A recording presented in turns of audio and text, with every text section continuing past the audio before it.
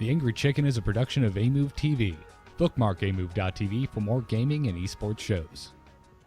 The Angry Chicken is directly supported by listeners like you via patreon.com/TAC. Everyone, get in here!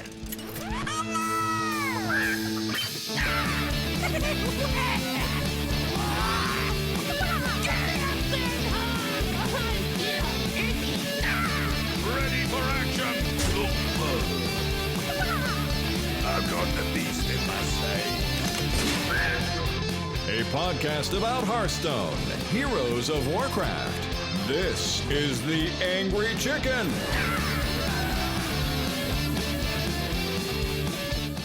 Welcome back, everyone. This is The Angry Chicken. I'm Garrett Weinzerl. He's Willie Dills, and she's Jocelyn Moffat. It's a full hen house tonight, guys. Jocelyn, you've been a little under the weather. Just a little bit. Yeah, sorry to hear that. And I hear you may be riding the mute button a bit while we're doing this show, but we're so glad to have you back. Yeah, it's good to be back. I took the whole week off of podcasting last week, and it was weird, man. So Isn't weird. it? Yeah, you guys remember when I had bronchitis a while back and I had to cut a couple shows. That it was strange. Yep. I made it through season 1 through 5 of Walking Dead, though, so I'm pretty much ready for the premiere. Just in time? Yeah. Just in time. I'm so sorry you watched 2 again and 4 Oh again. my god. I was going to skip 2, but then I was just like, no, maybe I didn't give it a fair shake. Guys, it's terrible. No, come on. But you get a lot of this head rubbing from, what's his name, 2 is like worth a lot it. of classic head rubbing. 2's worth it for the final confrontation between the 2 main characters. In case you, Sure. Shane and Rick. Why am I worried about spoilers? It's been years, The two guys. main characters. Years. By the way, Shane dies in episode 2 of the comic. Yeah. So it's so weird that they drag that out forever. Yeah. Well, I mean, They're like, by the way, this was really the dynamic. That thing that happened in episode 1 and episode 2 of our comic. That's really what we want to base the show around. for the fear of this, becoming more of a Walking Dead podcast. However, Dills, could you imagine season 2 if Shane still wasn't around? Because it was boring with him there. Yeah. Yeah. When you put it that there way. were some big moments though, right? Like Dale bites the bullet. Yeah, from a cow zombie, a random cow zombie trips over a cow and dies. Way to go! Well, Way to no, go, but that Walking was Dead also season that's 2. huge. And Carl's okay. Never mind. We Never got. mind. Yeah, rabbit holes. Yep. Rabbit holes. I'm Yep. sorry. Hi, gotta welcome to the stop Angry right Chicken, now. where we spend the first 2 minutes talking about something completely unrelated to Hearthstone. And that's not going to stop now because this episode is sponsored by Harrys.com. Guys, we don't want to become enraged, right? Here at the Angry Chicken, we take a firm stance on not enraging your chicken unless it's going to win you the fight. So we obviously don't want razors that will trigger our enrage. And that's why we use Harry's razors. You can go to Harrys.com right now. They're sponsoring this episode. They are so confident in the quality of their non-enrage-inducing blades that you can get a free trial set from Harrys.com. You can head on over there. And on top of that, if you use the code TAC at checkout, you will get the post-shave balm added to your order for free. I've been using this on an almost daily basis at this point just because I like the way it smells. So, I pre-shave bomb it. I pre and post shave. Yeah. Nice. I just put it I don't even use deodorant anymore. Just a little post shave balm underneath my arms, and I'm good to go, man. Stuff is great. That's good to know. Excessive. Glad you put it under. So, And I'm gonna give you guys big hugs at BlizzCon. Oh yeah. well, I've had worse smelling hugs at BlizzCon than That's true. than If Harry's. everybody at BlizzCon had a little bit of post shave balm on, some Harry's post shave Yep, balm on, Harry's post-shave it balm. would be a much nicer It'd smelling be a place. good BlizzCon. Also, for everyone at home, the listening audience who have ever thought to themselves, I wonder what Dills' armpits smell like, you now have the answer. It smells like aloe. Yep. Smells like aloe. But my armpits are nice and they're there's no irritation. It is great, comfortable. But I will endorse the non-enraging factor of the Harry's razors. I used to hate shaving, not anymore. I used to just let all this grow, dude. And now I'm excited to shave. The only thing that could make shavings more pleasant for me at this point is if Harry's came up with the technology to where it would float and do all the work on its own, so I can kind of sit here and continue to play Hearthstone while shaving. Get on that, Harry's. At the moment, I can still one hand play Hearthstone while shaving, but I like to play on the PC. I like having both hands, so I can type to Jocelyn, who's viewing me and telling me all the things I'm doing wrong. That I don't care if I'm missing lethal. I'm playing my way. Just play mid-range shaman, and you don't even have to think. Yeah. It's just that deck plays itself, right? Yeah, that's what I've heard anyway. I went on a mad losing streak with mid-range over the weekend. Actually, that's because you tried to play the deck too hard. That's all it is. You didn't sit back and chill. You were trying too hard. Last week I had a great win streak, and over the weekend I pretty much threw it all away. So, go me. I was doing my Dills tryhard sessions with non-mid-range shaman, and I realized very quickly that was just a horrible mistake. That was silly. Yeah. So I switched to mid-range shaman 11-4. It's dumb. It's dumb. The only losses were to other mid-range shaman. Yeah, that happens. That can happen. I had surprisingly hard times against priests. Went up against a couple. None were the same. I think I went up against a Cthulhu priest, then I went up against basically Brian Kibler's priest, and that can get out of hand kind of quickly. Really? I just run them over. Yeah. Well, for me, I noticed against the Resurrect priest decks, if I have Hex, then they lose. If I don't, then they win. Yeah. Here's what I do, though. I just don't even care if they play an Injured Blade Master. I just go face. That is true. You need the right opening hand for that, though. You need the right opening hand. I'm like, yeah. Resurrect that thing all you want, dude. You're going to be dead by turn 5. When you Onyx Bishop and everything, yeah, you're already dead by then. So. All right. Fantastic. Well, we Harrys.com. All right. yes. Go to Harrys.com. Use the code TAC at checkout to get a free Poche Bum added to your free trial set. We thank them for supporting the show, and we thank you all for using that code and keeping your face or shoulders in the case of Dills and I, and Jocelyn. Like we keep saying, you keep that beard off, real nice. So. I know. I'm so smooth. You used it to cut your hair, right? Oh, you used the Harry's razor to cut your hair? Yeah. I got sick of the long hair one day and just went hack you with just the razor. grab that Harry's razor. And done. I know our job is to promote Harry's. How stylish it is. Not even trying. I know our job is to promote Harry's and say that they're good for just about everything, but there seems like easier ways to cut your hair. Just going to put that out there. Also putting stuff out there, Jocelyn, Extra Life is coming up, which means it's time for the Gamers In Extra Life Marathon. Yes, Extra Life is coming up very, very, very fast. We are actually doing ours a week early because, like last year, they were silly and made it the same weekend as BlizzCon. So last year we did it the weekend after BlizzCon, but this year we're going to push it forward because then we get to do super fun Halloween stuff. We're going to play lots of scary games. If you guys aren't familiar, Extra Life is a 24-hour streamed gaming marathon, and we do it in support of the Children's Miracle Network of Hospitals. So this is my 5th year participating. And so if you go to bit.ly/TGI Extra Life 2016, you can go and donate to Extra Life. TGI is my other gaming podcast, and we are actually donating all of our October Patreon money to our Extra Life campaign. So that's going to be somewhere in and around $400 to $500 US. It's all going into our Extra Life campaign. So I very much would like you guys to come and support us. We will be streaming right here on twitch.tv/AMoveTV on October 29th. And if you can't support monetarily, I totally understand, but it is a very, very, very great cause. So just share with your friends, share with your family, and help us raise some money to help some sick kids. Nice. Definitely everyone go do that. Again, it's bit.ly/TGI Extra Life 2016. If you're in the chat room, I just posted a link for you.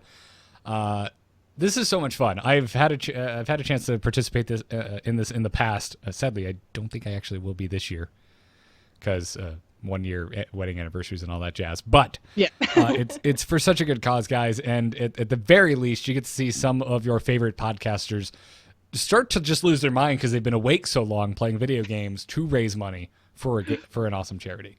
Yeah, about the 20-hour mark is when it starts to go a little bit south. So even if you don't stay up with us, if you want to go back and watch the archive, it gets pretty funny around like 5 and 6 a.m. My favorite was the StarCraft games the one year where it was just like, Ryan, what are you doing? What are you actually doing? And he just yep. Yeah. Wasn't literally asleep, but might as well have been. I saw that probe micro. It's rough. Some rough stuff. Yeah, we have a lot of fun every year, and we have a lot of audience participation. There's a lot of stuff on the day, so if you guys don't actually want to donate ahead of time, we actually do a lot on the day with donations, directing what we play, and stuff like that. So we have a lot of really cool ideas that are going to mix it up a little bit this year. And yeah, we have a great team, very entertaining. We're going to try to pull a whole bunch of our friends in, whoever happens to be around. So, I mean, not Garrett this year, but in the past, we've had Brian Ibbett, we've had Scott Johnson, Dills has been on there before. We played some Hearthstone. We have a really, really great time, and we're going to be pulling people in all day. It's going to be so much fun. So I hope you guys can join us day of, and I hope you help out with this cause, because I love it. It's the big charity thing that I do every year, and it's really my favorite time of year. Yeah, it's fantastic. It's a good cause. Definitely check it out, everyone. And we'll be mentioning it more as it gets even closer than it already is. Now, there's some things to talk about in the world of Hearthstone, so let's dive right into this week's news. Good news, everyone!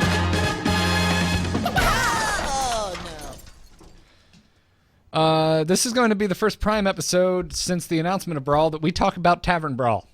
And it's going to, I assume, cover a large chunk of the time in this episode. We have decided to cut strategy this week because we have a lot to say, the three of us, about the Brawl that is coming up.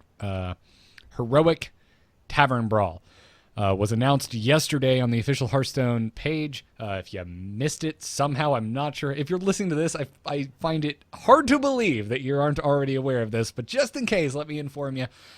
This is going to be a competitive Brawl event. When I originally read the post, I thought this was a new mode coming. It is not. It is just Brawl. It is just for this week, for now. Brawls tend to come back around. We'll see what happens with this one. But in a nutshell, it is standard constructed arena. So you're going in with an arena format. The most you can win is 12. The most you can lose is 3. But you're doing it with a deck that you make with your own cards. But there are some things that your own gold and dollars on the line. Yes, there are some things that differ from arena. Hey Dills, what does arena cost to what's it cost to do an arena run? Costs 150 gold or $1.99. Okay, so $2, 150 gold. Well, Heroic Brawl is going to cost you 1,000 gold or $9.99 to enter. So $10 or 1,000 gold. So you're, I don't get it, guys. Is there something with us and with the attack community? Because we've been talking about putting up a decent chunk of change for a high risk, high reward scenario in the last few episodes. It was more in the line of betting, but I would say that this kind of files under that, and I just find it weird that this comes out now. Yeah, I mean, we definitely did talk. Daniel Legrand episode, we talked about some sort of a betting form of Hearthstone, something that's in the client.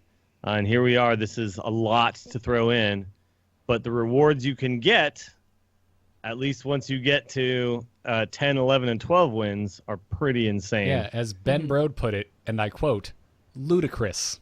Mm-hmm. Ludicrous rewards. Yeah. So if you get 12 wins, the maximum amount of wins. Let's just start with 12. Let's just... Well, actually, let's give everyone hope real quick. Yeah, before we rip tell away. you what 12 wins is. Sorry, Jocelyn. Before we get too deep into this, we should mention Blizzard has actually confirmed it's not this week. It is soon. So it's not going to go live tomorrow, but it is coming soon. And I think because of the huge risk, they're giving us lots of time to figure out what deck we may want to play in this type of a format. And so it's not actually tomorrow, but it's coming soon. I think it's fair to, with an entry fee of 1,000 gold, to give us some lead time, because I don't have 1,000 gold like sitting around. I don't sit on my gold. I buy packs and do arena. I got 3K. I'm ready. I think I'm somewhere around 1.5. I think. Well, I haven't spent my gold in a while because I have all the cards I need. So I do not. So I am the odd man out here. But we talked about that on the show before. I spend a good chunk of money in Hearthstone, but I don't just keep spending money until I have like every card possible, basically. So I wouldn't say I'm a budget player, but I try to play on a budget, but a budget that is specific to me. Well, I don't either, but I just play a lot of Hearthstone. That is true. that is. So I always have lots and lots of gold. Like I bought only the one special or whatever this time around, but then I had 5,000 gold to spend on packs right afterwards too, Yeah. right? Mm-hmm. And I'm already back to 3,000 gold. It's like you just earn gold real fast if you play all the time. Yeah. And actually, it's I always think that Hearthstone's really hard to earn gold in, and then I look at my gold and I'm like, oh wait, no, never mind. I got lots. Yeah. I spend mine as fast as I make it, pretty much. There's a lot of people who do that. As soon as they get 100, they buy a pack. Yeah. I think that's the most common. I bet you that if you were to look at the numbers, if Blizzard were to give us the numbers, most people always have less than 100 gold. Like most Hearthstone players. Yeah. I would be willing to wager. I completely believe that. I do a similar thing because there's still cards that I'm missing that I want. So that's just how I choose to spend my gold. But people tend to not save either in general, right? Yeah. Like, it's just a human thing, right? As soon as you have money, you spend it. As soon as you have 100 gold, you're like, okay, I need a pack. Gotta get that pack. You know, I've seen that being thrown around. Like I watched Raynad's comments, and I disagree. I think people would save if something like this had appeared in the past. If we knew to prepare for this, more people would. This is a brand new thing that has never existed before. There's never been a reason to hoard gold, really, other than when a new expansion comes out. Mm-hmm. And which that's people just should be doing anyway, because I mean everyone's expecting a new expansion to be announced on Friday at BlizzCon. So I mean that's you should be hoarding right now anyway. But again, not everyone this has is going to to be a gold sink right before an expansion launch. So right, and I think we'll expand upon that a little more. But let's talk about the rewards real quick. They did put up after the fact a reward breakdown. This was not originally there, so we're having to dig through information just from tweets and stuff. So if I think originally the only thing that they said was that you get one pack if you don't win at all. And if you would get 12 wins, like here's the crazy, ridiculous rewards that you get. There was like no in between actually given for probably like a day or two. Right. They in the original post they just talked about a 12 win, and 12 win will give you 50 packs. It's Whispers of the Old Gods, by the way. It's the most recent packs. 1,100 dust, 1,100 gold, and 3 random golden legendary cards. Those legendaries are not necessarily from Whispers of the Old Gods. They can be from any set. It seems like that I would assume are standard. 3 golden legendaries. Yes. Yeah. Yes.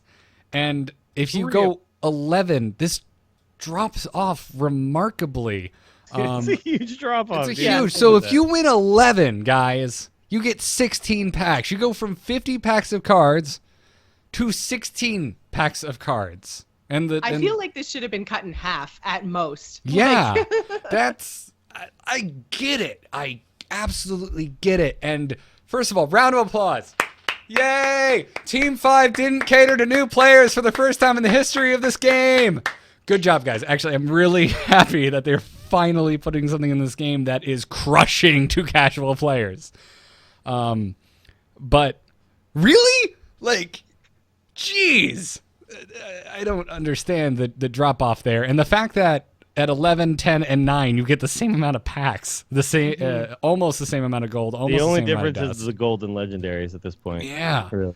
Yeah. That's I'm boggled. It seems weird, man. It seems supremely strange. And then for the fact that if you don't win at all, you get 1 pack. If you win once, you get 2 packs. If you win twice, you get 3 packs. If you win 3 times, you get 4 packs. And then you actually start to get some golden dust at 3 wins. You get 120 dust, you get 120 gold.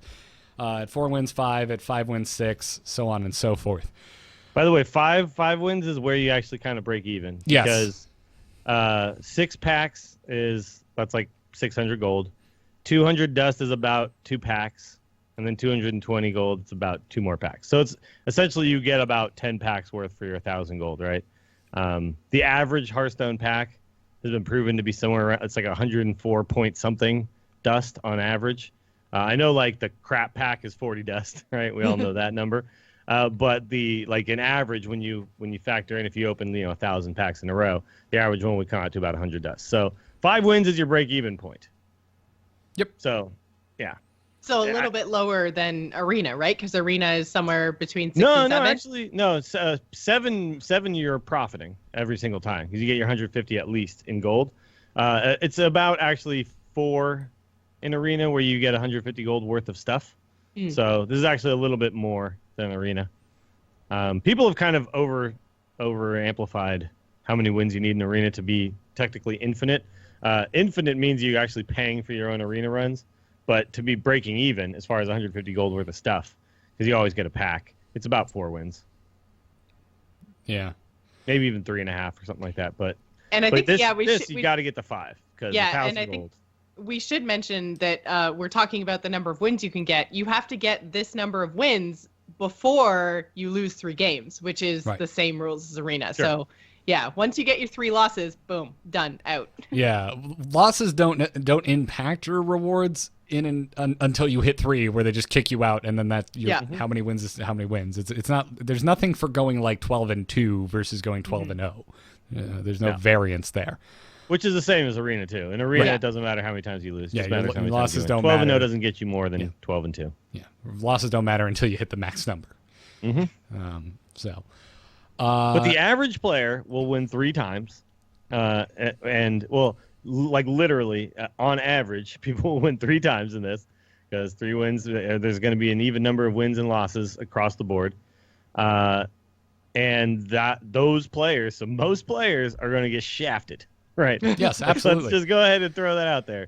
Most players are going to get shafted, and they did say, which they'd have to be. This is not for everybody. This is for players who. Now, they said that this is not for everybody. This is for players who consider themselves good players. But let's be honest, everyone's going to do this at least once, right? Yeah, I'll give it a shot. Again, Right. Throwing around catch-all. I don't think everyone is, but the 3 of us here are definitely going to do it. Everyone listening to this show is probably going to do it. Yeah, I'm not going to do it 5 times, and I'm more than happy to talk to you ad nauseum about what they could change to make me do it 5 times. But maybe more on that later. So yeah, that's another thing that is different about this Tavern Brawl from all other Tavern Brawls. Every other Tavern Brawl has no limit because there's no rewards other than quest rewards past your first initial win. But this Heroic Tavern Brawl is only going to be able to be done 5 times. Yes. Only. I don't know why you would limit people giving you money, whatever. It's probably just to limit people getting way more than they should for their money, even though it's a small number of people in the population. I mean, if you've got players like Tice, I imagine Tice could probably get a 5 run, like a 12 wins in all 5 of his runs, I would think. Nah, no. No, you don't think so? I don't think so. I think Tice could average 8. But I don't think he'll get 12 every single time. No. Like, no matter how good you are, there's a big enough amount of variance in Hearthstone that even the best players in the world, because the best players in the world still only win about 60% of the time. And not to mention that and this starts to get into the territory of everyone kind of calling shots before it's actually live. So I'm warning, I'm about to talk about things that we actually haven't even seen implemented in the game yet, and we could technically be wrong. But let's remember, the way that this is set up will most likely force the vast population of players playing in Heroic Brawl to play the best possible deck. There will be no room for variance. When you see players like Sixo go on sick winning streaks and hit legends super fast, there's a chance that they're going up against people who are not playing the most optimal decks in the world. And yes, there's definitely a chance that streamers definitely out there are going to be like, yeah, I'm going to make a point and play Priest and see how far I can go. Those are going to be the outliers. But chances are, vast majority of players in here are going to be running mid-range Shaman. Probably, at least for now, for sure. But here's the thing, though. I foresee a Heroic Tavern Brawl meta popping up pretty quickly, right? So a lot of people are going to go, well, obviously mid-range Shaman is the best deck in the game. I should play that. But then a bunch of people are going to go, well, obviously mid-range Shaman is the best deck in the game, so I'm going to counter that. Yeah. Right? And then what's going to happen is then people are going to start countering the counter, and like it'll start to get funky, and that'll be really interesting to see. Which I'm very excited. I'm actually, day 1 when this comes out, I don't think I'm going to play. I think I'm just going to watch streams day 1. Just pay attention to what's happening. And then day 2, I will enter the fray with a little bit of information. But yeah, I mean, it even could change every day. I mean, there's a different tournament meta than ladder meta. I foresee there definitely being an interesting meta going on here. It's going to be fun.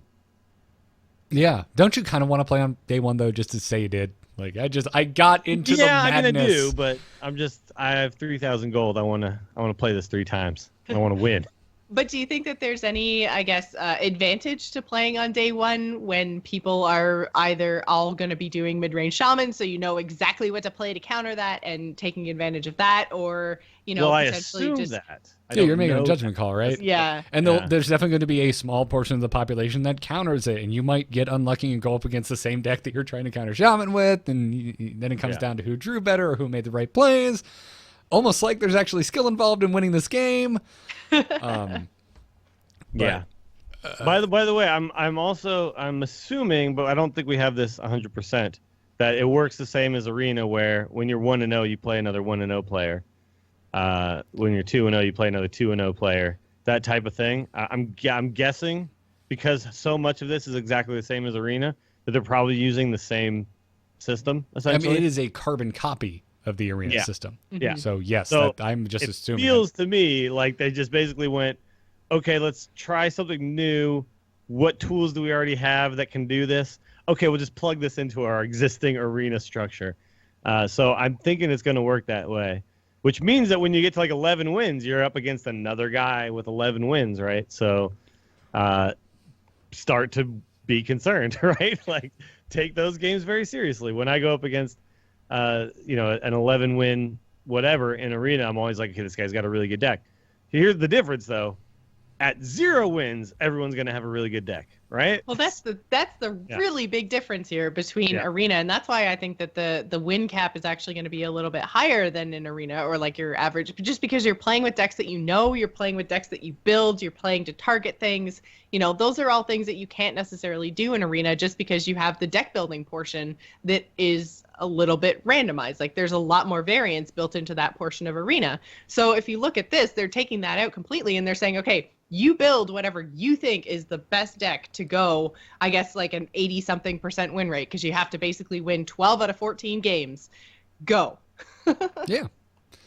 And that's fine. So I think we're gonna see, like, if the good Arena players average out at 7 or 8 wins, I think we're gonna see the good constructed players around 9 or 10.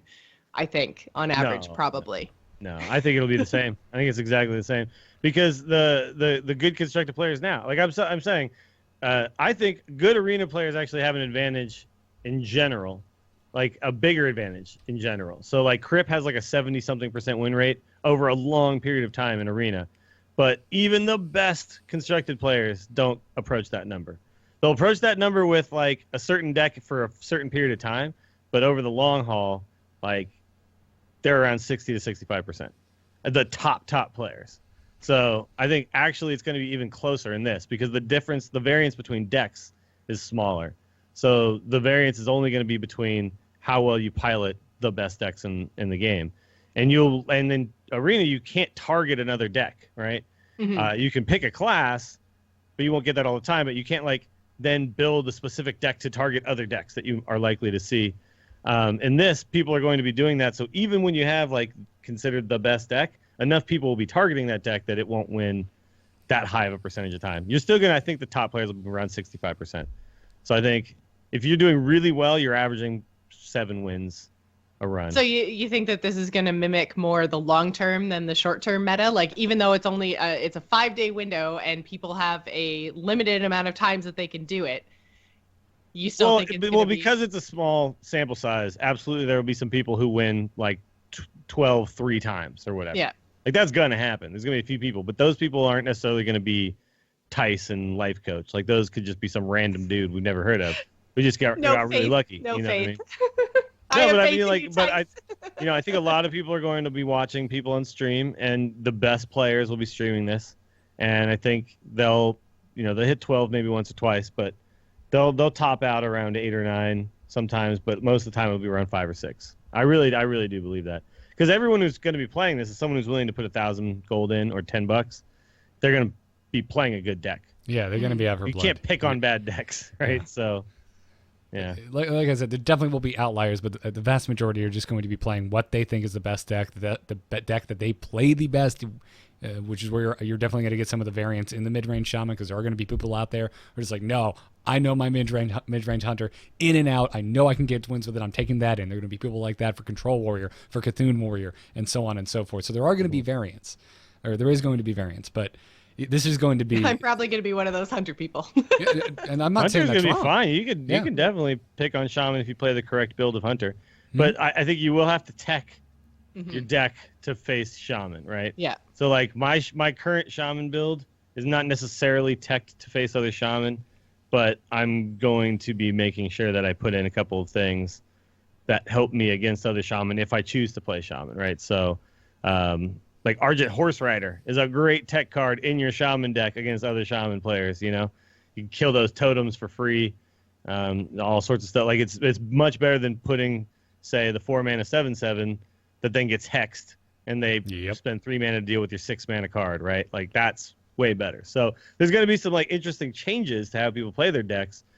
I want to have happen like all the time. I want this mode all the time. So because it's so interesting to me, like how when the meta actually shifts, there'll be a meta in this and then a ladder meta. And then like, I love that concept that there is like essentially a tournament meta going on inside the game of Hearthstone, right? In the client. That is super exciting to me. Yeah. And honestly, I think whatever the meta is that develops in Heroic Tavern Brawl can be applied to ladder. And that's something we don't currently really have because if you, like you said, Dills, the actual like HCT tournament meta differs from ladder because HCT is nothing like ladder, even though you can qualify for it by playing ladder. Because obviously whatever deck actually does the best, like once we get all the stats together, I think that's going to be a real safe bet to take on the regular ladder because you're going to play what you think can just win against the most, possible matchups to a certain degree. But this is completely different from a tournament meta because in a tournament meta, like I see what your decks are and I ban one, right? Like that doesn't happen here. You're just one game against one guy with one deck and then move on to the next guy. Yeah, you are locked in. It's more similar to ladder than a tournament, but it's also still going to be slightly different, right? Because, on the ladder too, like the stakes are much smaller. I can win or lose. I could go 50% on the ladder and it's fine. I didn't lose anything. In fact, I probably gained some gold. Here, I put in 1,000 gold to get in there in the first damn place. I'm going to play the very best deck, right? So, yeah. This came at a weird time, right? Because there is clearly one best deck right now. You could have done this a year ago, and it would have been debatable. Like, we're talking pre or post Warsong Commander nerf. Well, yeah, but okay, you could have done this a year ago, but even then, like, I still think a lot of people thought Patron was the best deck, but not a lot of people played it. That's a good point, yeah, because it was really hard to pilot. Yeah, it's like a hard deck. Mid-range Shaman is not a hard deck to play. Like, no, it is not. It's the best deck, and it's super simple. You're like, oh, how much mana do I have? I play that much mana worth of stuff. Okay, let's go. Sometimes I do a totem first, so that my one dude is cheaper. Sure. But I mean, there's not. Yeah, it's right now we have the best deck. That's also maybe the simplest to play. So it's a weird time. But whatever. I don't care. I'm in. So that is I'm all in on this. I'm definitely in on this. So that is all very exciting. I'm very excited about the stories that will come out of this, the stats that will come out of this, the developing meta that you just raved about, Dills. That is all extremely exciting. Real talk time. How excited are we to actually play this? Because I am not. I am very excited to play it. Yeah, I'm very excited to play it. But like all the excitement aside, I do want to speak on some of the negatives that come out of this announcement. The first negative to me is this kind of yells very loudly some of the stuff that we were bringing up a few episodes ago, that maybe the client isn't that workable, right? Like because they're like, oh, okay, so tournament mode, okay, well, we can't just put that in, so just shoehorn it into a thing that already exists and just make it work that way. Like, it feels to me like it's very hard for them to just add something to the game. And maybe that's completely false, and this is just them going, let's test something real quick first. Let's see how people respond to this. So maybe that's completely false, but it feels to me glaringly like the client is not very workable right now. And so to add something like this, the only way they can really do it is to just toss it into an existing system. Yeah, I completely agree with that because, I mean, basically they've taken the back end of Arena, which is something that they've already built. They've smooshed it together with Standard Constructed, which is something that they already have. And then they've, like you said, shoehorned it into Tavern Brawl, which, I mean, if you're used to Tavern Brawl, this is like the polar opposite of what Tavern Brawl has been in the past. So I feel like they've kind of smooshed a whole bunch of things together to try to maybe get us thinking about how tournaments in the existing client could work. And this is like, I think we had a question in the chat room asking like how much this satisfies our want for tournament mode or something like this. And it's a big 0 for me. Like this is not, it does not satisfy. No, this is not what I'm looking for. I need a way to organize tournaments, which this is not. This is a way to potentially participate in a tournament-like setting, but it's still a 1v1 too. Yeah, the thing to rate that, I feel like that, and I'm not trying to rein you in, Joce, but we had an off. I feel like that statement needs to be reined in. We had an off-air discussion earlier today. We were just shooting the shit before we did Embrace the Spoilers Westworld episode going up after this, by the way, guys. Plug, where we kind of decided that tournament mode means a lot of different things to a lot of different people. You know, for you it is. You want like hardcore. I want as many buttons to click, as many possible things to tweak, as many rules to set as humanly possible. And that's great and that's good. And I would love something like that. I definitely think, without knowing anything about how difficult it is to program Hearthstone, that is so far from an easy thing to accomplish within the client that it's mind-boggling. I've given up. Yeah. I'm no longer thinking that that's anything that's coming ever. Yeah, and there are they broke me. There are so many avenues that could be explored into what a possible tournament mode, or let's even just remove the tournament from it. Let's just talk about a mode that is more competitive, what it could be. And we're definitely not going to hit on them all, and I'm sure everyone's going to have their own ideas, and we're going to get emails, and we're going to get tweets. But for me, I'm with you here on this, Jocelyn. I mean, Ben Brode said in a quote, "This brawl is pretty different. We want it to feel more like a tournament." And I would say that they are successful, that this does feel the most tournament-like, and that there is a buy-in, and there is some risk reward to a certain degree. But if this is a tournament, and like if I'm looking at this outside of the realm of Hearthstone, I'm just looking at it like I am a card player who likes playing in tournaments. This is the worst format for a tournament I have ever seen in my life. It's awful. You're playing a best of one in basically a bizarre kind of Swiss format.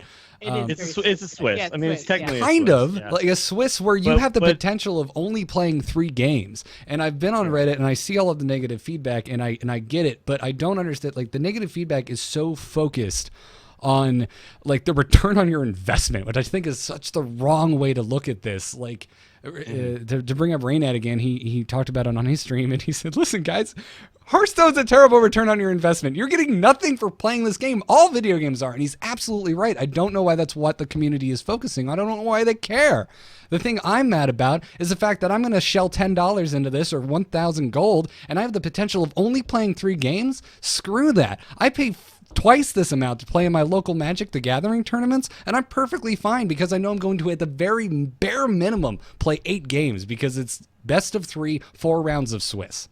That's a tournament. This is not. No, this is not a tournament at all. It would be, so if we were to put our ideal version of this together, I would have it be build 3 decks, throw them in there, play a bunch of rounds, and then, that would ultimately be the way I would build something like this.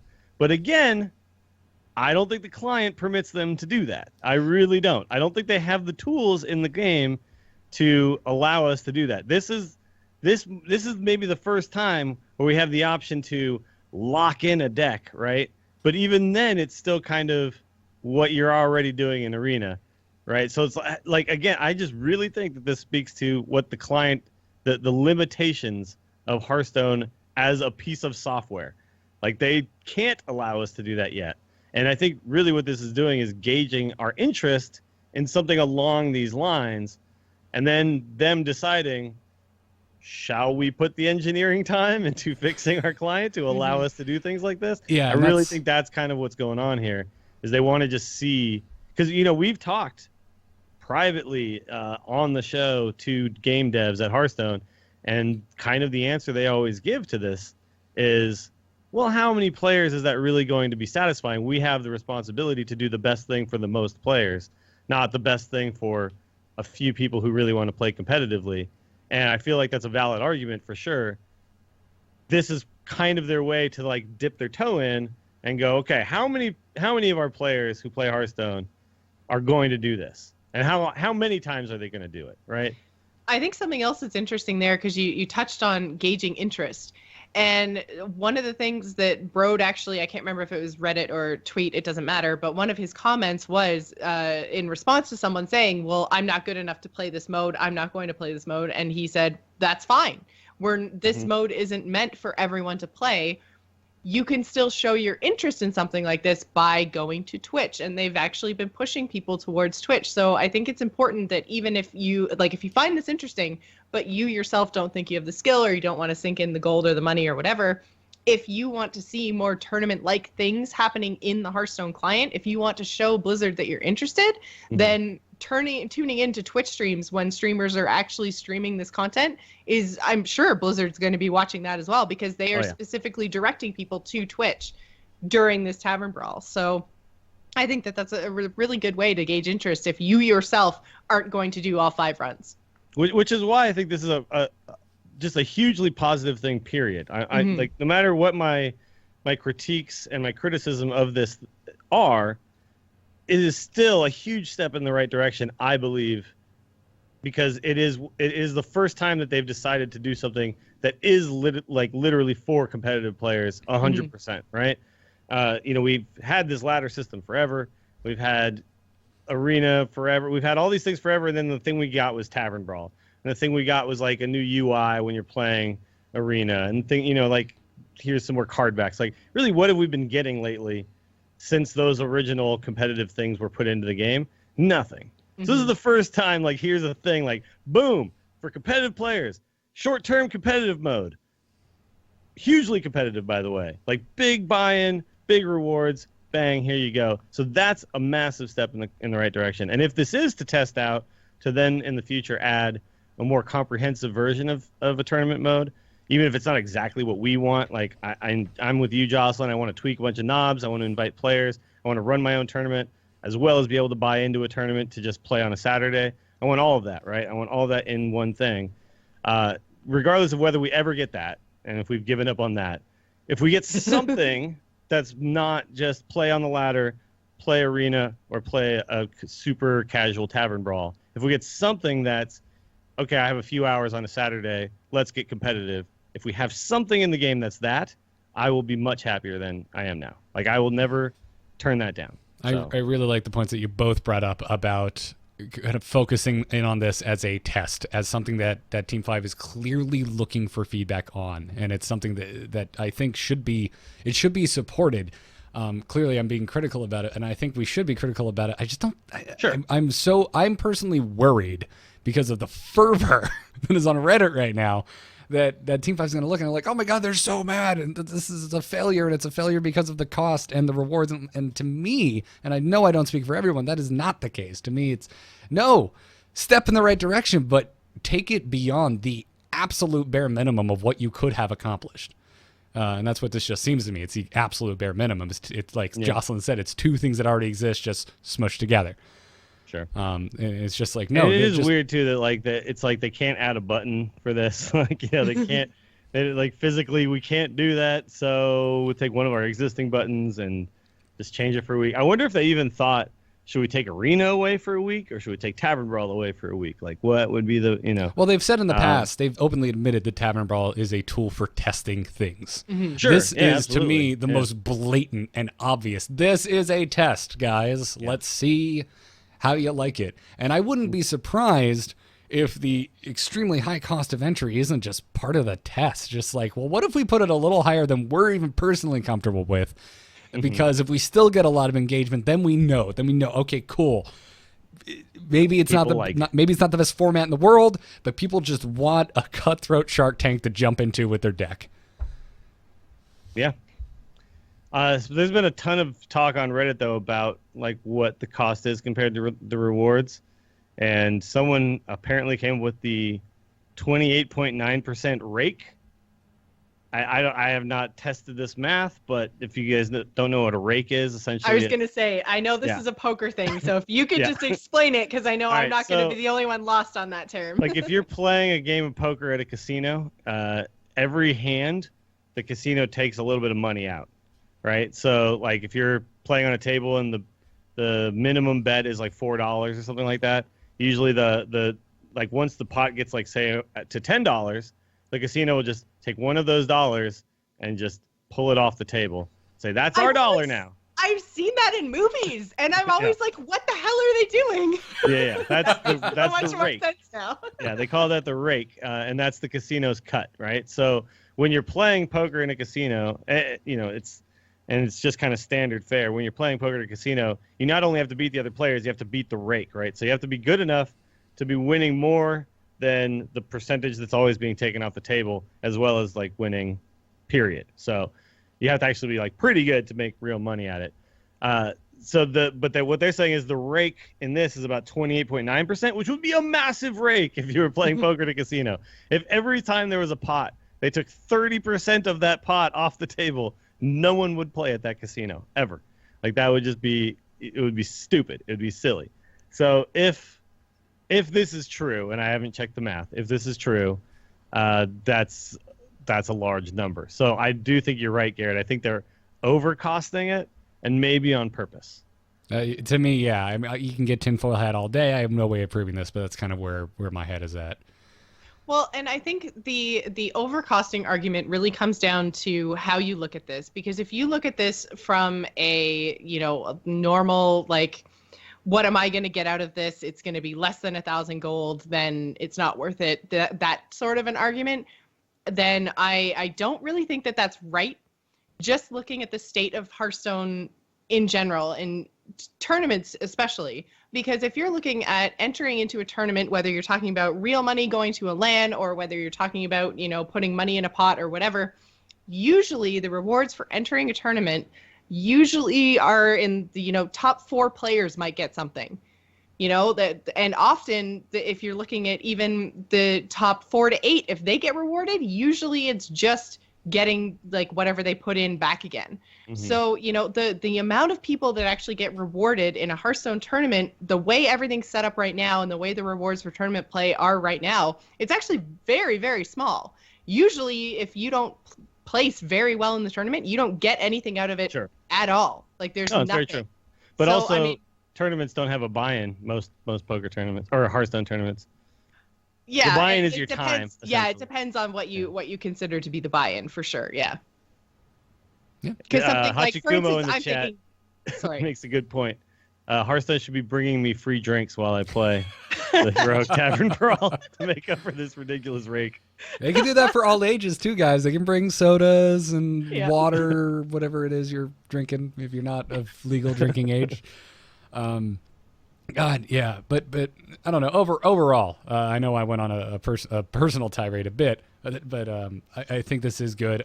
If this only happens one, imagine that this never comes back around. Imagine nothing comes of this, and I think something will definitely come of this. Just the stories. This is going to be another kind of earmark in Hearthstone history. You're going to remember that time that your favorite streamer hit 12 and got an obscene reward pile. Yeah. And yes, there are the Hearthstone Grinches out there who are like, well, they already have every card in the game. Why do they even need that? The best players get in the Burger Bear, first percent, 1%, Burger Bear. I don't care.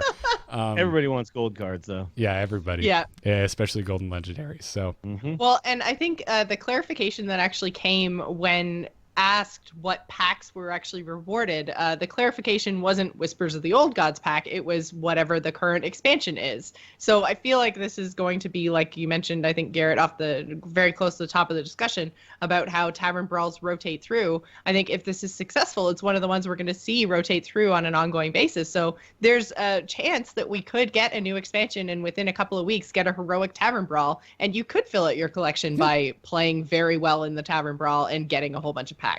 And it's always going to be whatever the most recent expansion is. So I'm hoping this does well because I would like to see it come back. Yep. Yeah. And by the way, too, it should also be pointed out that nothing is being taken away from anybody.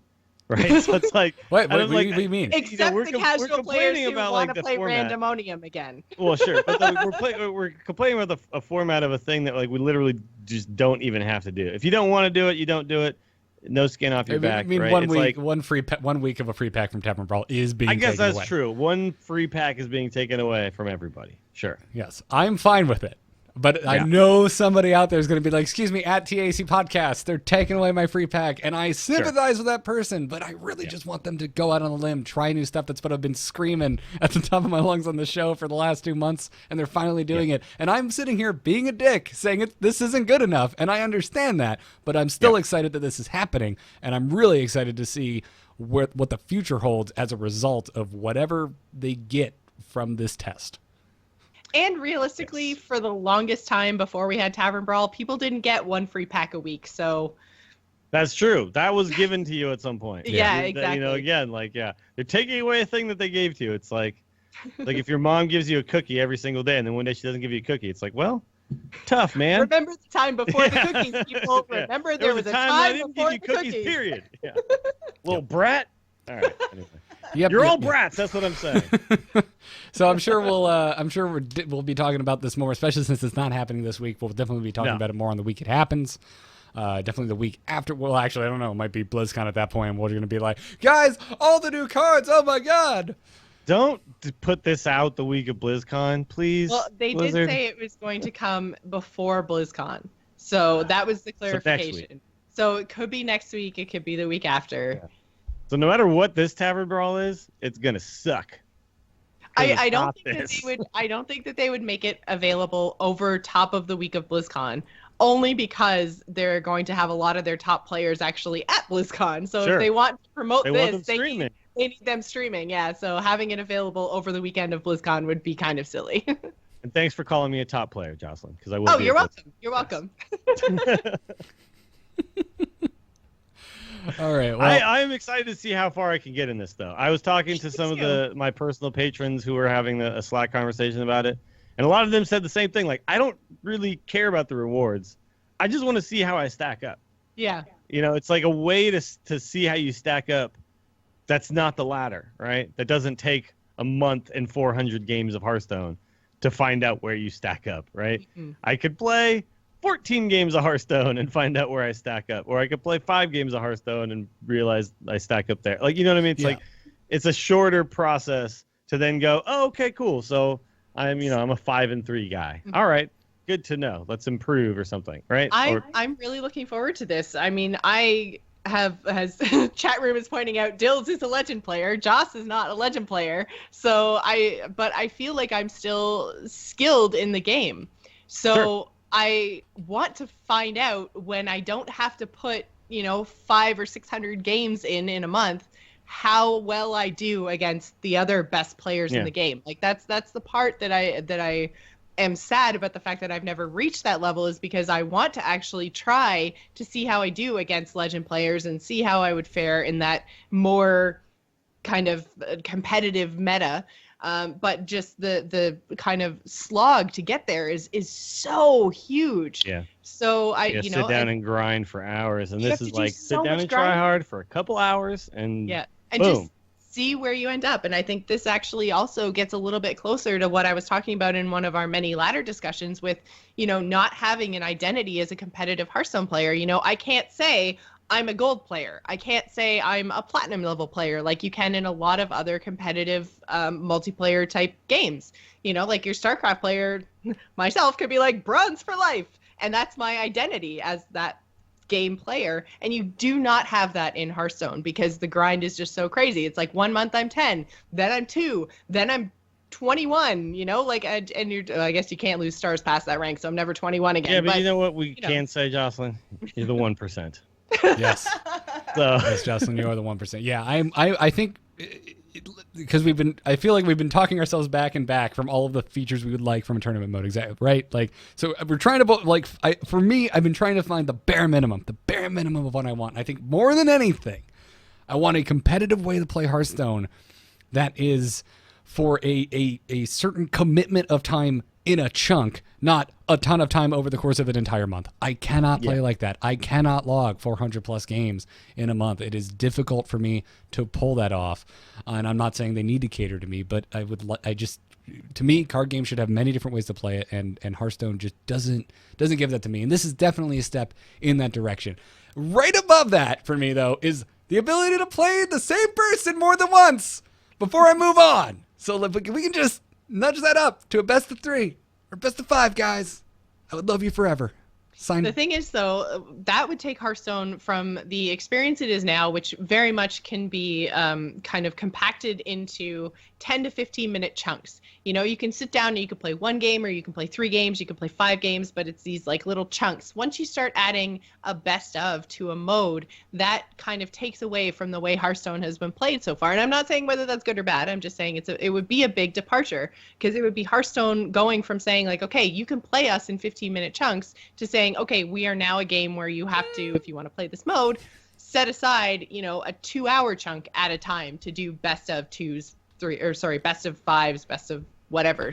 So I feel like that would be a whole other added extra step that I don't know if Hearthstone is ready to take, you know, like Hearthstone's ready to take it. Team 5 isn't. Well, Team 5 is not ready for it. I would 100% agree with you, Joce, if I had said replace ladder with a best of 3 or best of 5. I'm not saying take anything away that's already existed. And like Dills said, no one's forcing you to play this mode, and no one would force you to play the hypothetical mode I'm talking about either. Yeah, true. So this season, by the way, I was just looking at my stats, just trying to gauge if we can say that Shaman is the jam, and everyone will be playing Shaman. My Shaman has a 70% win rate, but only 64% against other Shaman. So yeah, that's the rub right there. Only 64%. Oh man. Yeah. But I mean, like that's the thing. Like if we can assume everyone else is playing Shaman, like then find the deck that's good. I don't know. I'm already theory crafting. I'm super excited for this. So it's gonna be super interesting. How many wins would that put you at? Like 8 or 9? 7. Well, 7. If I have a 70%, it would be 7 and 3, right? So. You'd average about 7 if you were that. But there's no way that's consistent. This is me from like rank 15 to 7 or whatever, right? And this will be as if you're playing kind of the legend ladder, I think. Yeah. It'll be closer to that. Like you talked about, Jocelyn, like that's kind of the and to me that was the exciting thing about reaching legend, was playing on the legend ladder, right? Like against other legend players all the time. And here's what you kind of get in a small chunk here. Where like normally your ladder session is start at 17, beat up on the 17 players, then get to like where like everyone is 5, and then it's like, okay, now it's really difficult. But at the same time, I feel when you say like rank 17 players, and this kind of again goes back to identity and actual player skill. Sure. Like if you're playing rank 17 players day 1 or 2 of the season, you're probably playing legend players. So like that's true. Your win rate, you could be, if you're progressing at the same time as all of the other normal legend players, you could be playing legend players the whole way along, and your win rate could be perfectly valid at a legend level, right? By the way, I see the legend card back quite often at rank 17 now. So exactly. Oh yes. I think I started this season at rank 17, and it was just like legends. I'm like, okay, this will be fun. Yeah. Oh yeah, I'm playing on the 1st. Look at that. What a surprise. That's all really, really good points. So around the table real quick, and I'll ask this as we move forward, and I'll ask on episodes until this hits. If we had to go in today, what deck would you play? Jocelyn, are you still with Hunter? Oh, apologize to Dills. Jocelyn's being attacked by her cold. Jocelyn's having it. Yep. Okay. She's got the water though. She's good. Yep. If I had to go today, I would play mid-range Shaman, but I'd tech it to play against other Shaman. I would put in the Argent Horse Rider. Hell, I might even put in like a Crazed Alchemist or something, right? Just to kill those pesky totems. I definitely wouldn't be playing 4 mana 7/7s that actually cost 6 mana that get hexed. I wouldn't be playing like any of that stuff. I'd be playing, double Lightning Storms, double Maelstrom Portals, all that kind of stuff. Harrison Jones to kill their Spirit Claws. Like, I would tech anti-shaman is what I would do. Oh, yeah, that's kind of gross, right? You could get a lot of value off of Harrison Jones because Warrior's also really popular right now. Yeah. Yeah, I think I would do the same, and I think I would also pull your butt into a meeting and we would sit there and figure out what shaman we're taking in. Yeah, right. Like take the Tempo Storm shaman list and play against it a whole bunch of times, right? And just be like, what cards are really good to tech against this? Because I really did like a single Argent Horse Rider and a single Crazed Alchemist could do friggin' work, man. They throw down that Mana Tide Totem and then you just kill it. Right, and play a 2/2 then starts to kill other totems. Like, pretty good. So that's what I would do. Either that or Control Warrior, I think. Yeah, that's another good kind of catch-all. Joce, would you stick with Hunter? Yeah, definitely. I think probably what's going to be key to this is playing something that you're super, super comfortable with, and I've been playing Hunter forever. So I think, at least for my first run, I think I'd stick with Hunter, and I think Hunter has a lot of tools that can deal with a lot of stuff, so I would be comfortable playing in a Hunter. But again, the mid-range or the new Secrets Hunter? I don't think Secrets Hunter is kind of competitive enough. It's not, what's the word I'm thinking of? Predictable enough. That's not the word. Anyways, point is, I don't think consistent? It's consistent. Yes, consistent enough. Thank you. It's not. It is a hard word. Enough. There's lots of syllables in there. Shut up. It's not consistent enough to go and play in this kind of a mode. So I think that I would go with a mid-rangey kind of a Hunter, and definitely teching against Shaman is key. But you know what's really good against Shaman is Eaglehorn Bow. It's really good against Shaman. 3/2s that deal 1 damage when they die is really good against Shaman.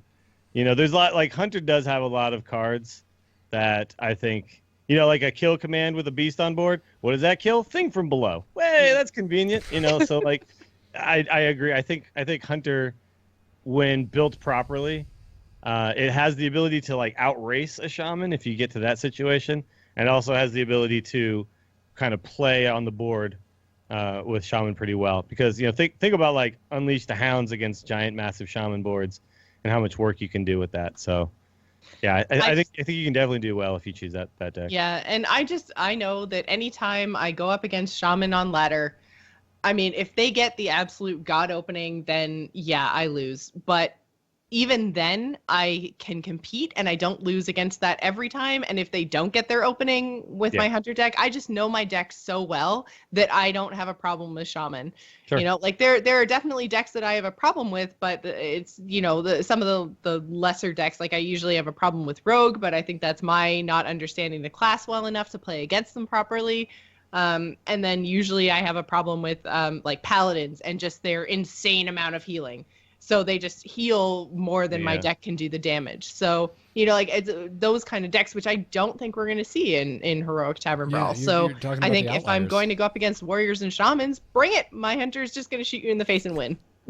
I think you can also throw in Harrisons and stuff in your Hunter. And you know, get some fully card draw. God, Hunter with card draw.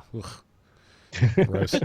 I think everything you just said is just all such good pointers, Jocelyn. Like, we bring it up time and time again, and it's always worth mentioning again. And I think it's definitely worth mentioning now with this coming out, is that to a certain degree, you can theory craft all you want, you can read all the articles you want about what's the best deck right now, but really you should be playing what you're good at, the deck that you know, the deck that you've logged the most games with, the deck that you found yourself in just umpteen situations with. It's like, no, I've been here before, I know how to handle it. Yeah, exactly. That's what's going to win you games. So. Very true. Yeah, like if you suck at Freeze Mage, but you're like, oh man, there's gonna be so many Shaman. I've heard Freeze Mage is good. You are going to tank. Yeah, like I'm terrible. Yeah, terrible at Freeze Mage. Yeah, Freeze Mage's real hard to get. Actually, you know what? You gotta what? play that deck a lot to understand, because you have to calculate your win conditions at a certain point and understand. You know, do I win before he wins? Because if I don't, then it's like then I have to change my strategy. Like, and there's different ways to do it. It's Do I win after Make sure the whatever turn deck you play, you've played a lot of, I think, for sure. Do I win the turn after my ice block pops? Is the question you're constantly asking yourself. Actually, I'm surprised it took this long for Freeze Mage to be brought up in this discussion. I bet you we're going to see a few Freeze Mages. It will be popular, I think, because a lot of people will have that thought, right? That Shaman is going to be so good that I'll just bring Freeze Mage and beat up on the shaman. And I've seen people doing this on ladder now too. And that's why I think this meta is going to be interesting, because it is going to be a lot of people playing the technical best deck, but it's going to be a lot of people countering that even more than you see on ladder. And so then you're countering the counter, and like you get into this whole, like you start to circle jerk with yourself about like, oh boy, how far down the rabbit hole do I go? Well, yeah. Episode title. I'll just stop right No, yourself. that is not. That is not the episode title. That is not happening. I'm not. No. Mm-mm. Mm-mm. But you'll start to go down this rabbit hole of how far do I go to counter the counter of the counter? Yeah. Do I counter the counter of my counter, or do I counter the counter of your counter? Which counter am I countering? And before you know it, you're back in mid-range shaman. Yeah, exactly. Yeah, pretty much. Yeah. Pretty much. Yeah. Mid-range shaman with tech cards. Feels like a tournament, yo. Well, I think that's a good stopping point for now on our conversation about Heroic Tavern Brawl, which has now Talked about it taken for like an hour and 20 minutes. an hour. So, yeah. Has taken an Well, we hour. did start a bit late. We started a bit late. It's big news, and it really is a big. It's such a huge thing for the game, and I think it's going to have a big impact on the future of Hearthstone.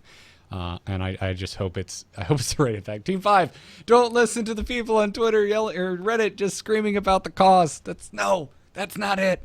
That's not how to make it better. Push it further. Please. Push it real good. Push it real good. Dirt. All right. Anyway, we should move into our mailbag because we got some stories, we got some emails to talk about. But before we do that, we should thank everyone who is supporting us over at patreon.com/TAC. A couple weeks ago, we put up some brand new goals. We're moving towards our next goal, where we'll be doing Collect the Meta and Arena videos alternating once a month. It's more Angry Chicken content from the three of us for your ears and eye holes. So head on over to patreon.com/TAC right now if you want to support us. On this episode, we wanted to thank Cameron O. I'm not joking. This person actually put their name down as that one guy. What's his name again? Alex G, Matthew K, Austin W, Michael W, Anthony T, and Derek R. Thank you so much for supporting the show. We really appreciate it. It's our paycheck at this point. I mean, all three of us are self-employed content creators. So thank you all so much for finding enough value in the Angry Chicken to give some of your own personal value back to us. We appreciate it. Now, has the whole world gone crazy? Has the whole world gone crazy? You're in trouble now. You got it!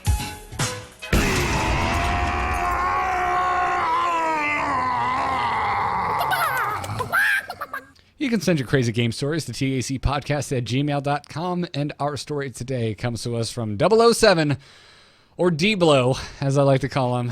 I believe he's had a story, or at least an email here before, and he writes, "Greetings, Bitter Banty. I was playing my mid-range hunter and faced a Cthulhu warrior." I've been seeing more and more of these on the ladder lately. They've been giving me hell.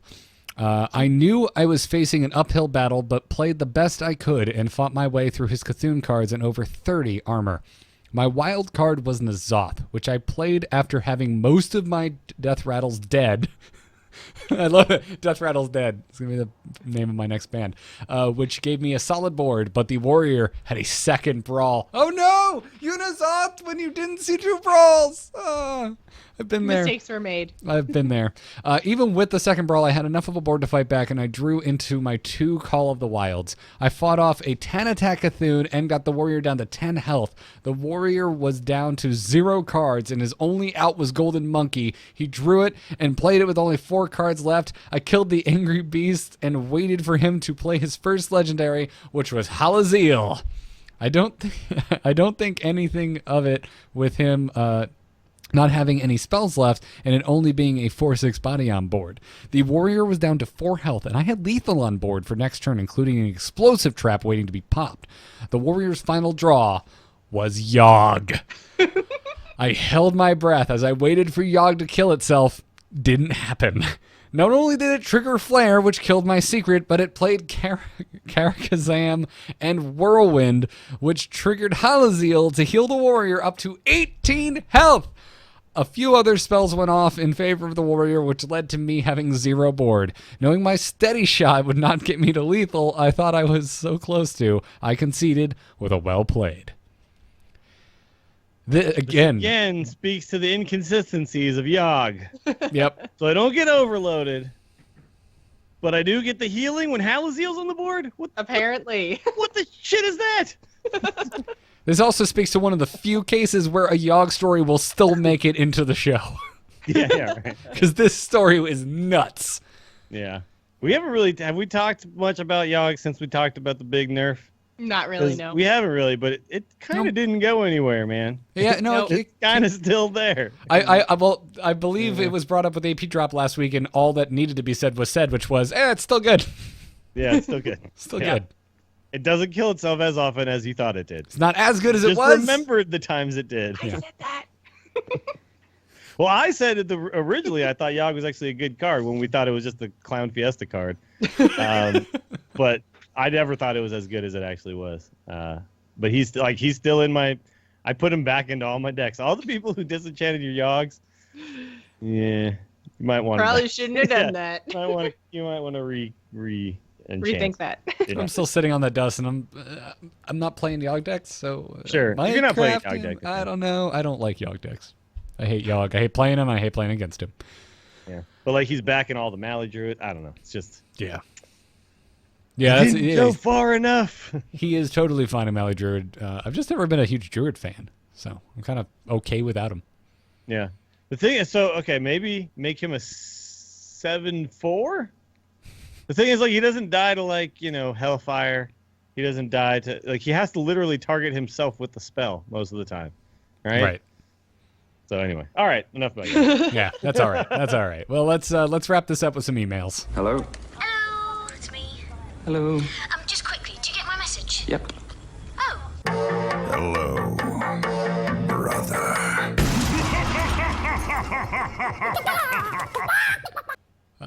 Same place. Keep sending those emails to tacpodcast@gmail.com. John wrote in and said, "Greetings, Funkalicious Fowl.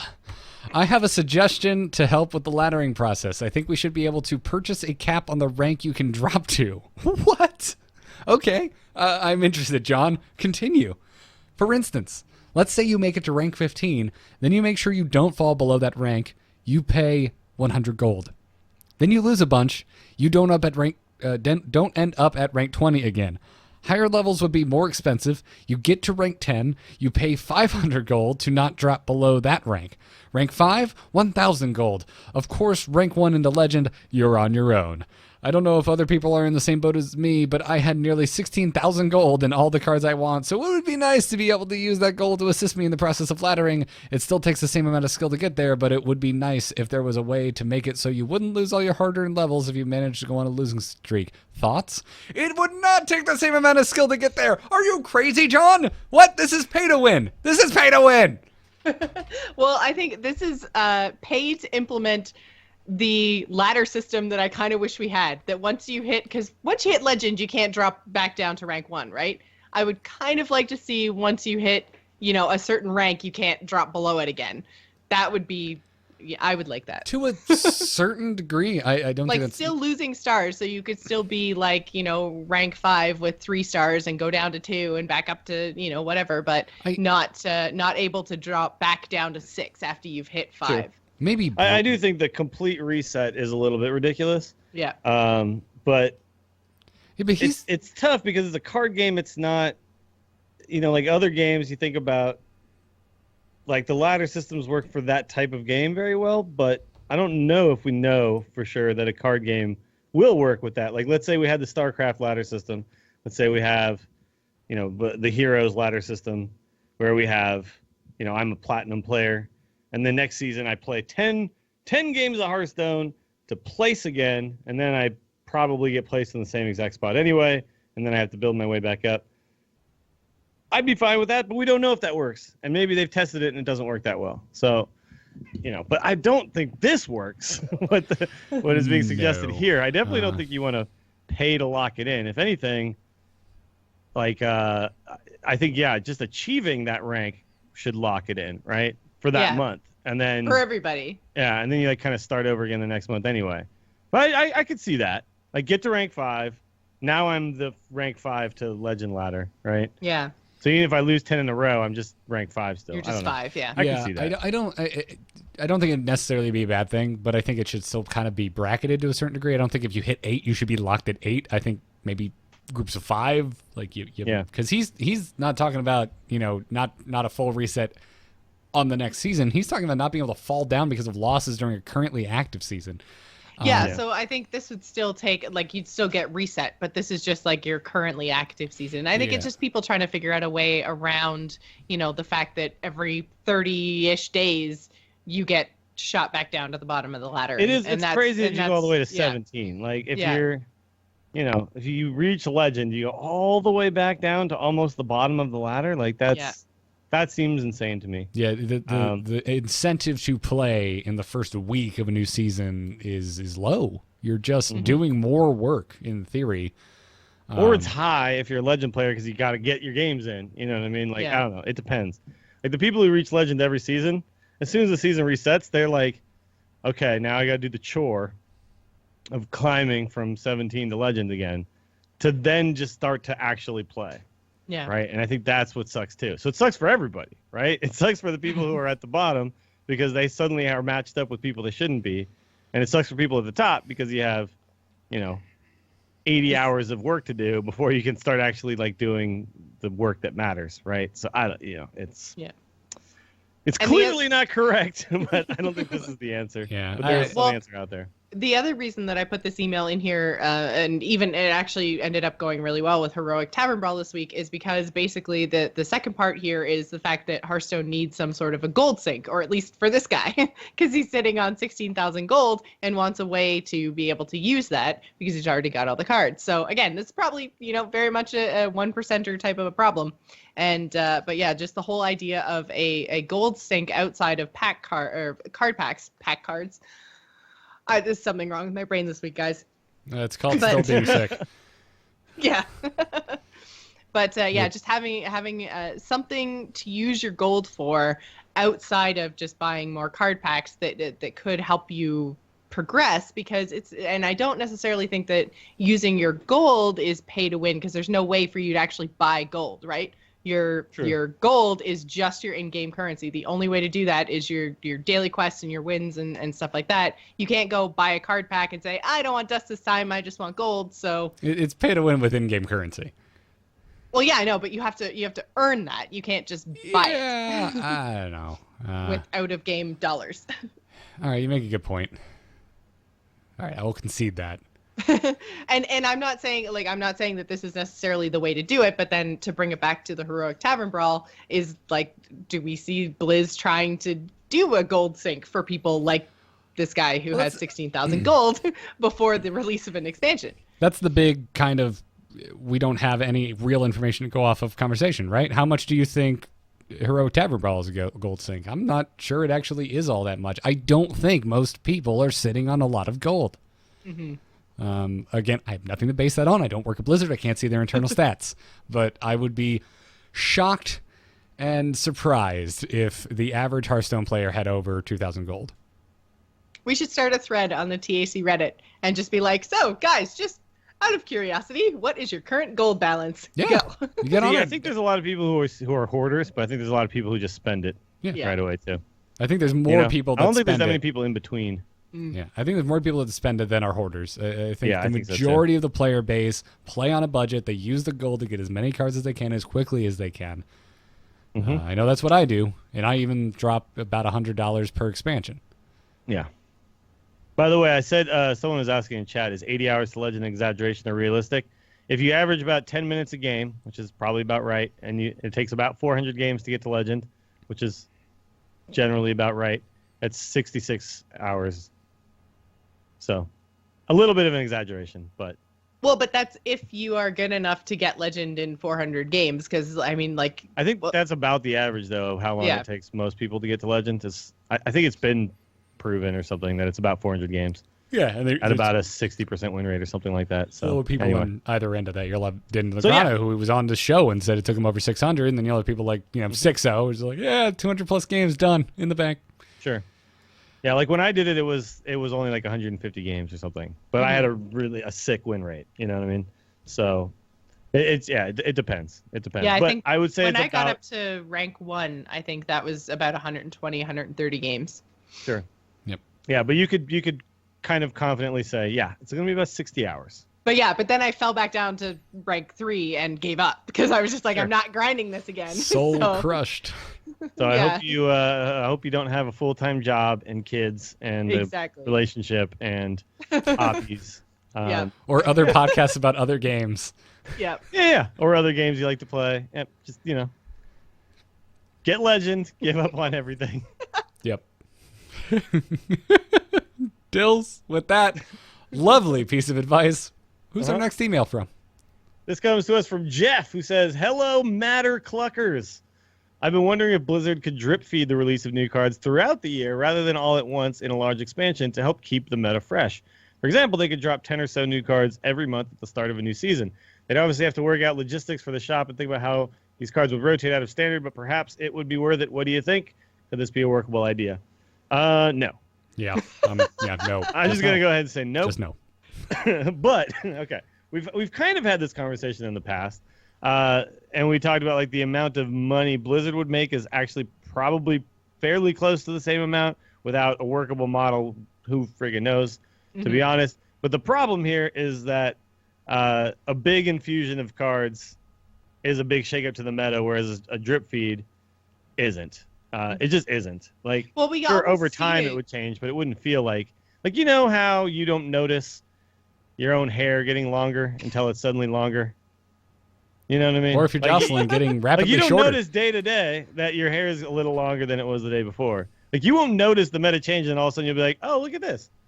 Think about 6 months ago, the meta was completely different. Like, it won't feel as fresh as it does when you just infuse 140 cards, right? Well, we can kind of see this with adventures, right? That's almost like a little mini drip feed where you get a few cards a week. And it doesn't change that And it much. doesn't change it very much. No. Even by the time you get to the end, it's such a small pool of cards in comparison to an expansion that the impact that it has on the game is usually almost negligible. Yeah. Next Ramus had a huge effect. That was because it was the first influx of cards ever, and the power levels were extremely high on some of the cards.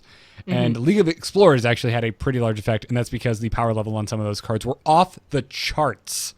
They also did like really new and interesting things. Yeah, right? very unique. Like, I wouldn't say stuff. like Reno is an off the charts power level card, but it's a card that allows for a strategy that didn't exist before it. Exactly. Right? It ushered in an entire new type of archetype in multiple classes that was never even close to possible. Exactly. Yeah. So like when you get a card like that, one card can make a huge difference. So obviously every now and then one card will come in and make a big difference. But for the most part, if you drip feed like this, you just won't notice anything, and then a year later you'll be like, "Oh, well, it is different now," but I just never really noticed it happening. I would like to see them just do the big releases like they've been doing. I would like the adventures to be like it's all out on day one. You could just play through it all and get all the cards and go. But then I would like to see every few months tweaks, buffs, and nerfs, right? So that every few months, like, you're infusing small changes in the meta just by, toying with existing cards and allowing people to then kind of start to build around that, right? Like, because I really enjoy what happened when we made those last changes. It was great. Everything felt really good and fun again and new, and it didn't even take new cards. Right? And I know they'd like to be flexible and not commit to anything, and I really do respect that to a certain degree, but wouldn't it be really cool if that tweak that you're talking about came in before the adventure? So the shakeup seems a little more impactful. You get more change because you're not getting nearly as many cards. But before the new cards comes out, old cards get swapped, and then we get new cards that come in. And I could only imagine as a game designer that would free you up to be a little more, I don't know, creative with the small amount of cards that come in with something like an adventure. I think the argument, though, is that you don't want to nerf cards before you release new cards because you want to see what the new cards do. Yeah, fair enough. To the older cards. So, I mean, I think you could say both ways. Like, I would love to see changes before and after. And, you know what I mean? Like, I'm all about, like, let's just make small changes all the time, you know? Like, I really enjoy, like, when Heroes puts out a new patch of balance changes. I really enjoy when it happens in WoW. I enjoy figuring out the newness and coming, and having that puzzle to solve again. Yep. And I don't like, my least favorite time in Hearthstone is always the tail end of an expansion when it feels figured out, right? And we all know what the best deck is, and everyone's playing it, and it's just that's the least fun for me. Yeah, I mean, at the end of the day, I would like them to make changes when changes should be made.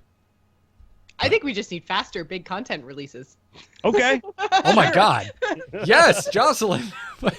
The first time we've agreed this episode. The one idea to rule them all. Yeah. Just keep putting out more stuff. Three injections of cards a year, I don't think is enough. I am with you, Joss. Not when one of them is an adventure. I mean, if it was 3 expansions in a year, I think that would be enough. One big influx every 3 to 4 months would be awesome. I want to say something that I know right now so bad, but I'm not going to do it. After the show. Can't wait to turn the stream off. Sorry, folks. Turn the stream off now. We got to talk. Things are leaking. I Let's would just put it that way. I think three expansions, and then maybe an adventure sprinkled in 1 or 2 here and there. Because the adventures, I mean, we've seen outside of Nax just because of its timing and, like Garrett mentioned, first influx of cards ever. But outside of Nax, they haven't had these really big, huge impacts that maybe potentially we thought that they would. So I think sprinkling them in here and there would be fine. Maybe even on a totally other release schedule, completely outside of the big expansions. But I think 3 expansions a year would it'd be so much better than 2. Yep.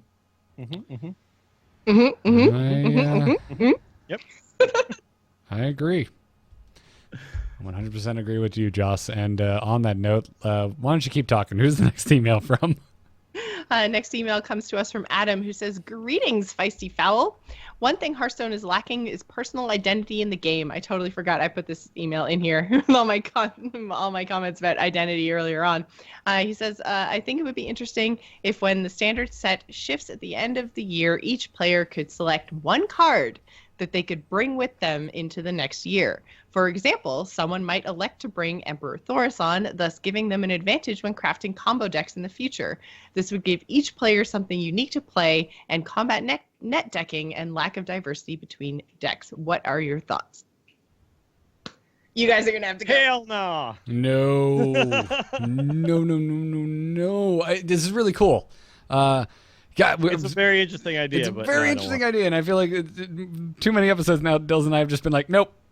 But this is definitely a nope. Like, this is just game breaking, and also I know this is never going to happen in the game, but I'm still about to throw up thinking about what card I have to choose.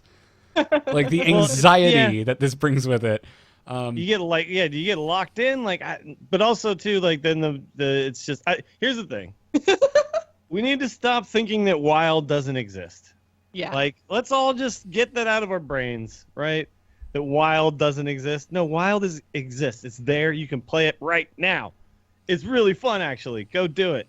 I take my try-hard ladder sessions on Standard very seriously. And as soon as I'm done, I'm like, hey, let's go play some Wild, and then I have fun, right? So Well, I think the difference between an idea like this and Wild is that you would still be playing mostly standard decks, right? Because each player could potentially bring what would be like one tech card, but the vast majority of your card pool is still going to be whatever's in standard, right?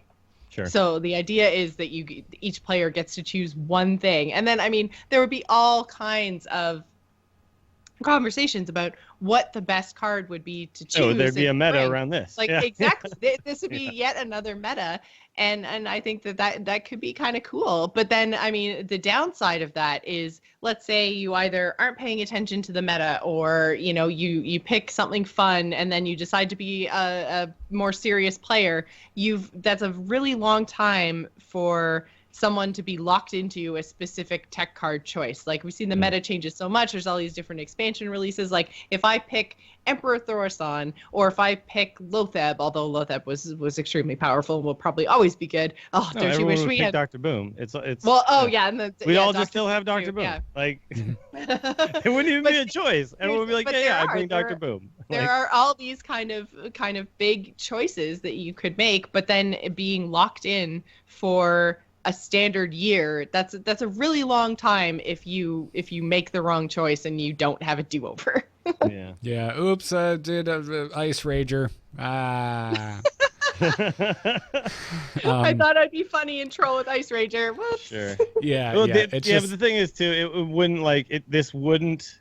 I know the argument that Adam here is making is it would make some sort of unique thing where every player would be like, I'm a Thorison player, but no, everyone would be a Dr. Boom player. Like that's exactly what would happen. The vast majority. And The vast there majority. wouldn't, there wouldn't be think this of- individuality that you think it would happen.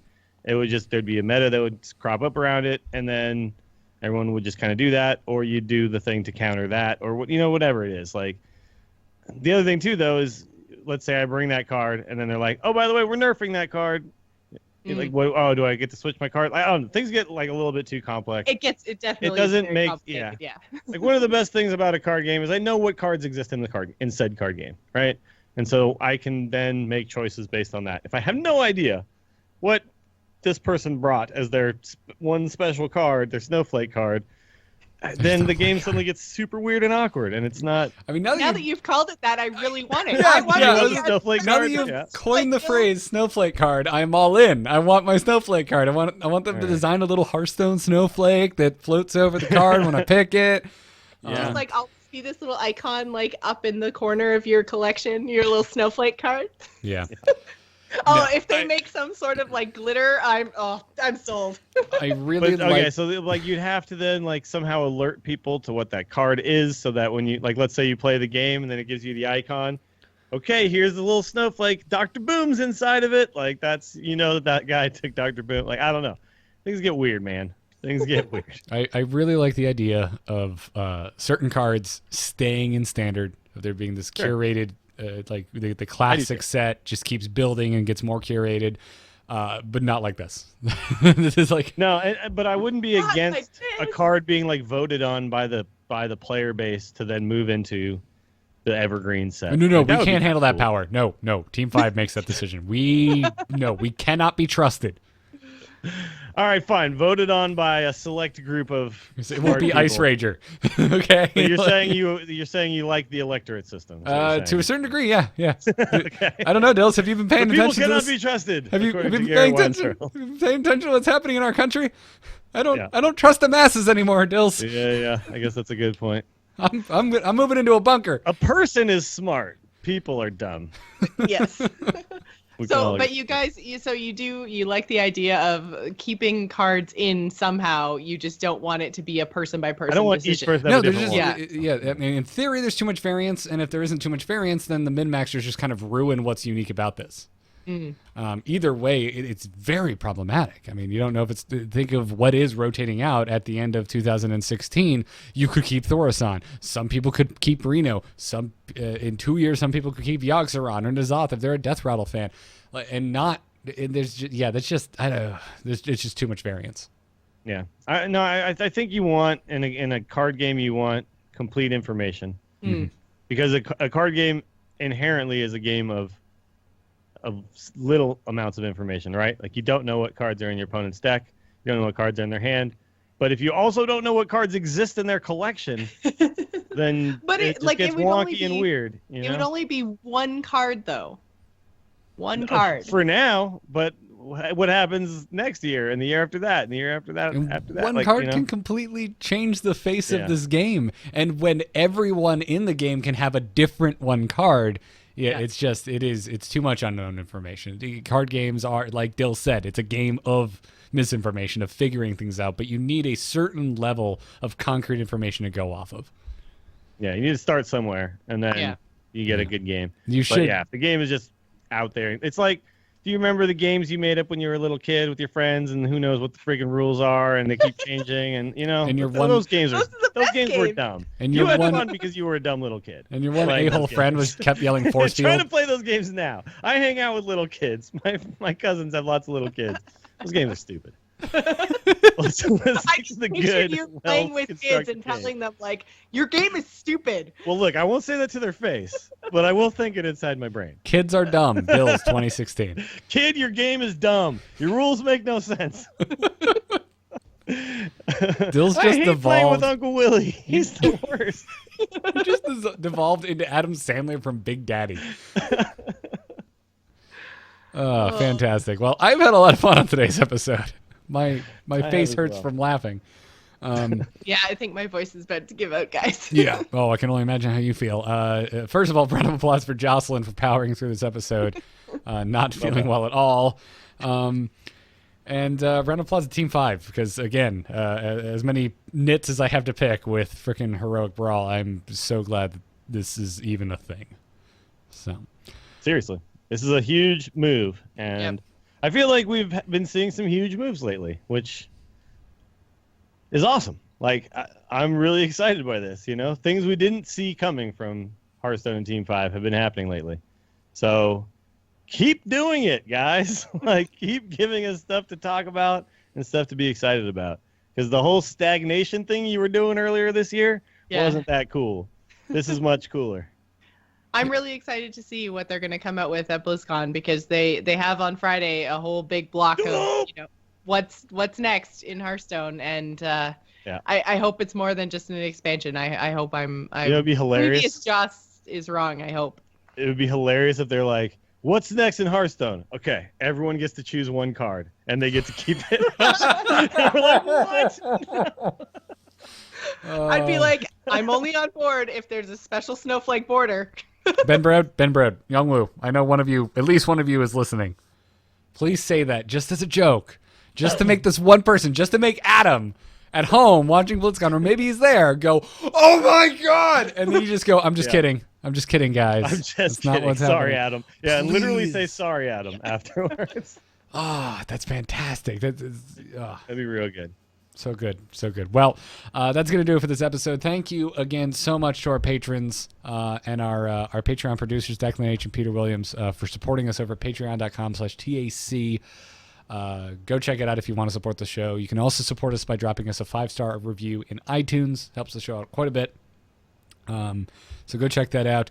We've got coffee mugs, wine glasses, pint glasses over at etched.amove.tv. Those are custom hand-etched glasses and mugs. The t-shirt store is relaunching this week. More on that later. Follow us on Twitter at TAC Podcast and catch us live every Tuesday night at 4 p.m. Eastern Time right here on twitch.tv/AMoveTV. Or if you're on the go, check out alphageekradio.com for the mobile live stream. Dills, where can folks find you when you're not enraging the chicken, which sounds dirty, but not as dirty as something else that came out of your mouth early in the episode, so I feel okay. Yeah, I tend to sometimes use my words unwisely. You can find me on Twitter doing the same, at Willie Dills. Check out twitch.tv/WillieDillsSF. Thank you guys for all the sweet subs. We have the ability to do 15 emotes now, so I need help. Please. Hell yeah, tweet man. me emotes. I need lots of them now. That's like twice as many as I have, so I can't design. If I design them all, they're all just going to be my face doing dumb stuff. So I would be okay with that. Yeah, but I mean, send me some other cool stuff. As a Dills sub, I would be okay with that.